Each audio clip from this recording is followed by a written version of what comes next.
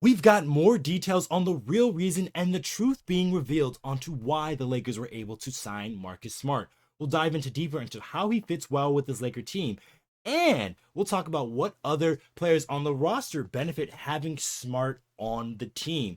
And we'll try to journey into Redick's mind and see how he'll use Marcus Smart on the defensive side of the ball.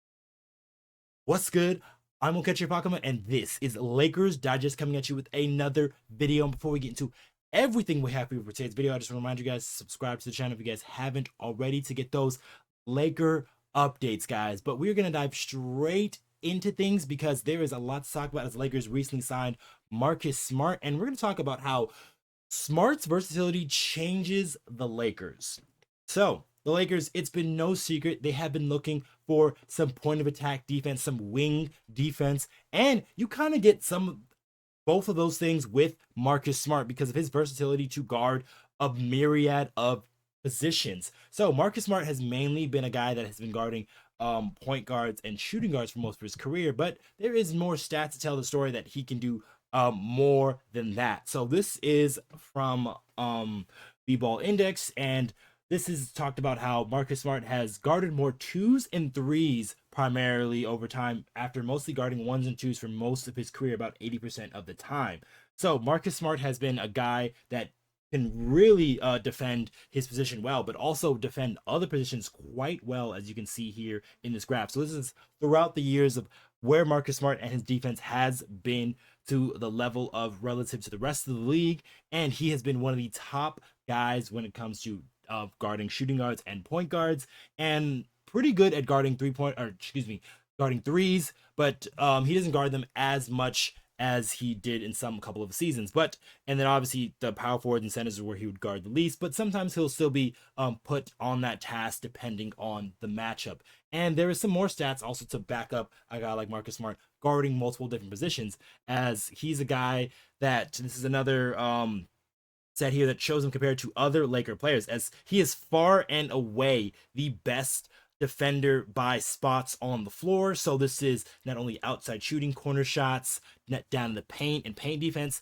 Marcus Smart across the board has the highest averages of any Laker player. So immediately he comes in as one of the better defensive players the Lakers have on the entire roster, and that is going to be much needed help because the Lakers struggled at point of attack defense, really, and they were really trying to make best with what they can do. Sometimes they'd have Austin Reaves out there being that point of attack guy, but they ran a switching scheme a lot, so there was a lot of times where they would switch whatever current matchup they had onto maybe a bigger player, say like a Rui Hachimura or a Luka Doncic in some situations. So now with inputting Marcus Smart, that just changes the dynamic of what you can do around guys like Luka Doncic and mainly Austin Reaves, because I think he can really benefit him. So let's dive into my next topic here. And there is a couple of players on the roster who Smart helps the most. And Marcus Smart is a guy that can cover for a lot of different guys on the defensive side of the ball.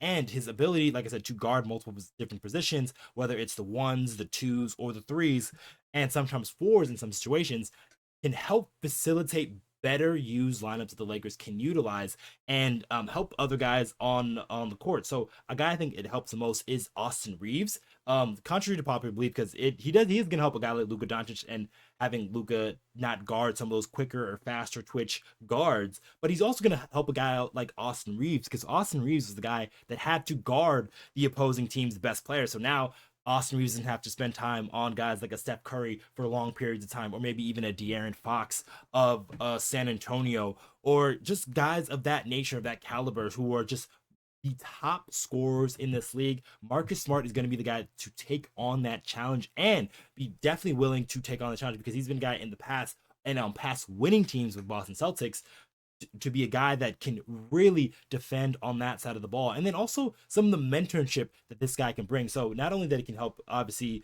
on the court Luka Doncic and Austin Reaves, because he can slide right in between them, but he can help some of the younger guys on the roster, as he's a bit of an older player. He's only 31 right now, but he's a bit of an older player, and he's also played with one of the players on the roster already that the Lakers signed this season, and that is Jake LaRavia. So Marcus Smart, this is what he said about Jake LaRavia a couple seasons ago when last year, I should say, when he was on the Memphis Grizzlies, and he said that he has a skill set to be a lockdown defender for the Grizzlies.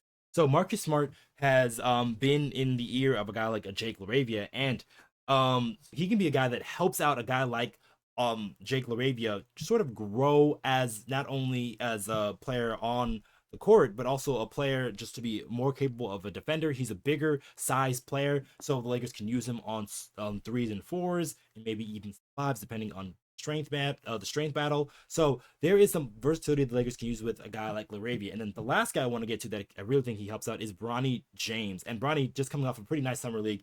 And so Marcus Smart joining the Lakers brings more defense, brings more than just defense. It brings a mentorship. So he's gritty, adaptable, and his energy pairs perfectly with Bronny James, who thrives through structure and discipline. Smart's experience and relative style are the exact are exactly what Bronny can model as he carves out his role.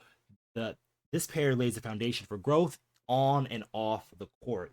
And I do think this is a very nice model to pattern your game after of a Marcus Smart, because Marcus Smart is an elite defender, and he's been a guy in the past where he can play make for you at a decent level, and then also be a guy to knock down shots. Now the shooting has fallen off recently in past seasons, as if we take a look at here, this is his stats from the past year, and he didn't play too many minutes a game, only about 20 minutes per game. He only played 15 games, but he averages about 9 points per game, 2.1 rebounds per game, 3.2 assists, which is pretty solid for the amount of minutes that he was playing.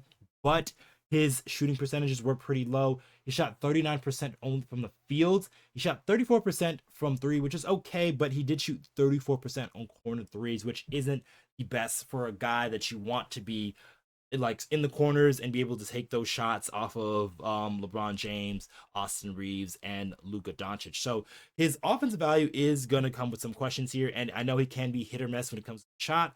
But when it comes to defending multiple positions, he is really going to help out guys like Austin Reaves, Luka Doncic, and then also with the mentorship of the younger guys like Jake LaRavia and Bronny James. Heck, maybe even Dalton Knecht can learn a thing or two from defense from a guy like Marcus Smart because of his chops and his wherewithal and just know it all of how to do defense at a high and consistent level. That is a key here for the Lakers. So the consistency from the defense is going to matter, and that's why I think they went out and got a Marcus Smart, because he can bring your defensive level up to a higher standard. And the Lakers, if they want to be a better team overall, they're going to need to improve their point of attack defense, and they've done just that.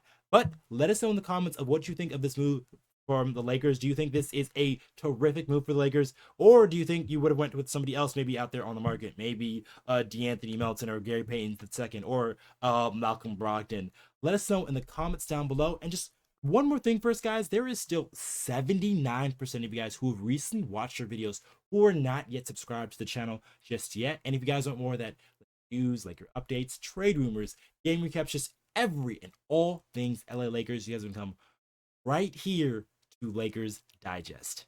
All right, I've been your host, Okechi Apakama, and I'll catch you guys on the next one.